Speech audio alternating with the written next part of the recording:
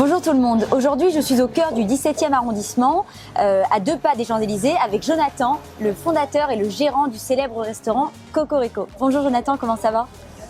Bien, parfaitement, tout bien. Il fait beau, on est bien. Il fait beau. Merci de nous accueillir. On a la terrasse. Ouais, c'est parfait.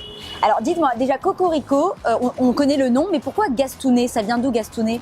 Alors Gastounet était donc Gaston, le frère de Nini, qui est parti, paix à son âme. Et donc ce que j'ai voulu faire, c'est en faire mettre un plat pour me rappeler de Gaston. Et donc on a mis un plat en son honneur, qui est les pâtes aux merguez.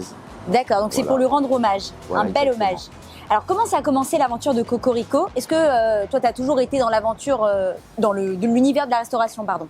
En fait, moi je suis dans le textile depuis plus de 30 ans. Et ensuite, voilà, j'étais dans le sentier et j'avais un local qui était en fait en face de mon magasin. Et donc le monsieur m'a dit, voilà, j'ai un local qui est vide et j'ai décidé de faire une petite rôtisserie. D'accord. Et cette rôtisserie a marché. Donc après, j'ai décidé de me déplacer et d'ouvrir un très grand restaurant. Récemment, tu as fusionné avec le concept Kobe Kosher, des viandes d'exception. Voilà. Qu'est-ce qui t'a plu dans le concept? Comment elles sont les viandes chez Kobeka? C'est-à-dire que ce qui m'a plu déjà, c'est la qualité de la viande qui est maturée à 1 mois, voire 1 mois et demi si on veut un peu plus. Aussi la production, parce qu'aujourd'hui, il me fallait 2 bouchées, voire 3 bouchées pour pouvoir me satisfaire au niveau de mes commandes. Et donc, j'ai pris l'exclusivité de la viande de Kobe. C'est ça. Et au niveau de la cache-croûte, j'ai entendu dire que tu avais changé de cache-croûte. Et en plus, on est passé à un autre niveau, on est passé glade cachère. D'accord, voilà. Super. Alors, au niveau de la carte, quel plat peut-on manger si on vient aujourd'hui chez Cocorico? Aujourd'hui, on a des nouveaux plats comme le tataki de bœuf. On a toutes les viandes d'exception aujourd'hui que les gens ne connaissent pas. Aussi bien que ce soit en entrecôte, en noix d'entrecôte, en côte de bœuf. Ouais, elles sont assez spécifiques. Voilà. Alors, est-ce que tu as aussi ce désir d'attirer une nouvelle clientèle, peut-être de connaisseurs en viande, plus maturés? Oui, j'ai envie de faire connaître à tous mes clients un petit peu le goût de la viande, en fait, qui s'était perdu pendant ces quelques années où on trouvait que de la viande, on va dire, plus ou moins moyenne.